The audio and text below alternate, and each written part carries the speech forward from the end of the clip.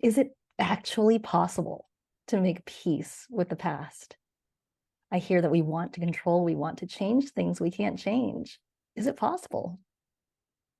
I don't know if peace is the right word, and I don't know whether acceptance is the right word, but I do think we can intentionally choose and give ourselves permission to accommodate the past. I think there's that kind of recognition of where you were powerless and surrendering to your own powerlessness. I think there's recognition of what you do have agency over, which is your present and what you're doing in your present. And I think there's a way that you can acknowledge and feel the pain of the things that went wrong, of the mess of it, the chaos of it, the terribleness of it, and find a way of allowing that and allowing the feelings that go with that, and that being an internal accommodation that you learn to live with.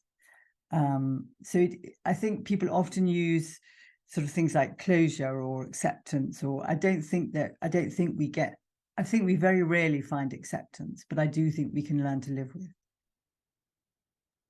And is this something that grieving people can do on their own, or do they need to see a counselor or an analyst or to get professional help?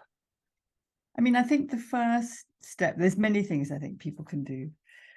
I think the first step in some ways is an internal dialogue, being aware of what is in your internal dialogue. What are you saying to yourself? And I think writing it down can be helpful, because you can look at that and go, I wouldn't say that to my enemy. You can be aware by writing down what you're saying to yourself. And then I think you can work hard, and this is probably the first step, of giving yourself permission to allow yourself to accommodate this and not be stuck in it. I think there is a psychological attachment to pain and to suffering that somehow connects you to the person that dies, and in a kind of magical thinking, saying, I am showing you how much I'm suffering. I am showing you how much hurt I'm in, so that you recognize how much I wish it had been different, or I wish the outcome had been, I had behaved differently. And so you get locked into holding on to that suffering. And I think grief, we will go on feeling the pain and suffering, but I think part of grieving in a naturally adaptive way is giving ourselves permission to be okay too, and to give ourselves permission to have a break from the pain. So in the dual process of Strobe and Shoot, of loss and restoration, that we can go in and allow ourselves to feel the pain, and also we can oscillate and have a break from the pain.